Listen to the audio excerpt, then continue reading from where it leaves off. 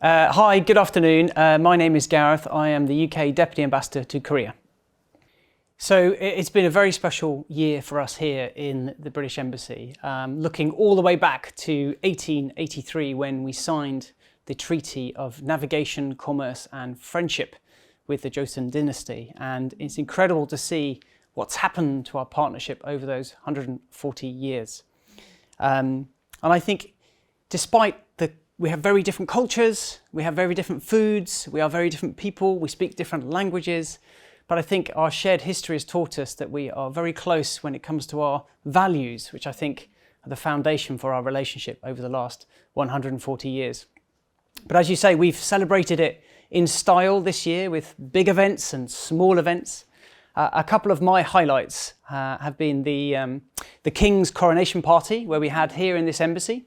So this embassy is also 140 years old, so we bought it for a few £100s back in the day.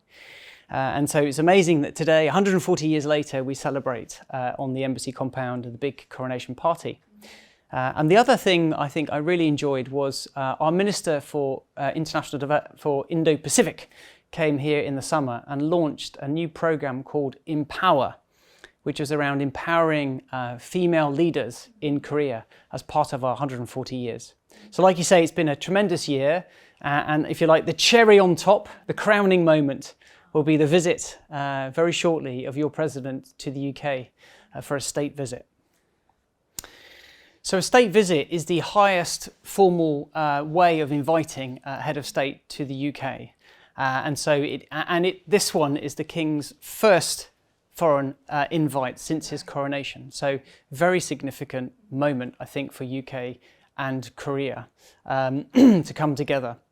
We hope that the President and the First Lady will get to see some iconic and very special moments through the state visit, whether that's the ceremonial welcome by their Highnesses, a state banquet in Buckingham Palace, speaking at Number 10 and the Houses of Parliament, a visit to the Churchill War Rooms. These are all, I think, special moments where we can celebrate our shared history together, but also our modern contemporary partnership that we have between the UK and Korea.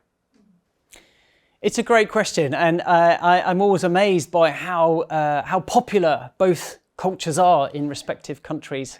When you look at some of the exhibitions that have been on this year, the Korean Wave exhibition in the UK, in the V&A, was one of the most popular exhibitions hosted in London this year. And equally, the exhibition here has also been very, very popular with hundreds of thousands of Koreans.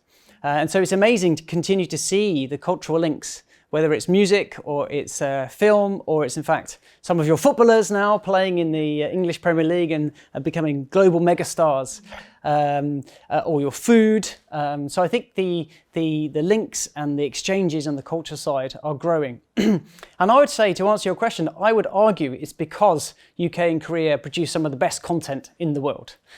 So whether you look at TV or music, film, I think we still both are cultural superpowers in terms of the quality of the music and content we produce.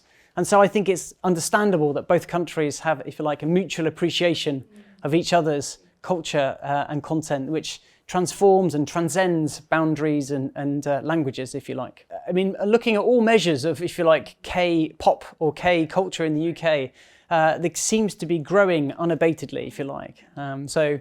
Whether it's the V&A exhibition or, if you like, some of the bands that have sold out, headlined major major music festivals in the UK and have sold out. I think it's incredible. All the food now in London, there's a K-Town selling lots of Korean food.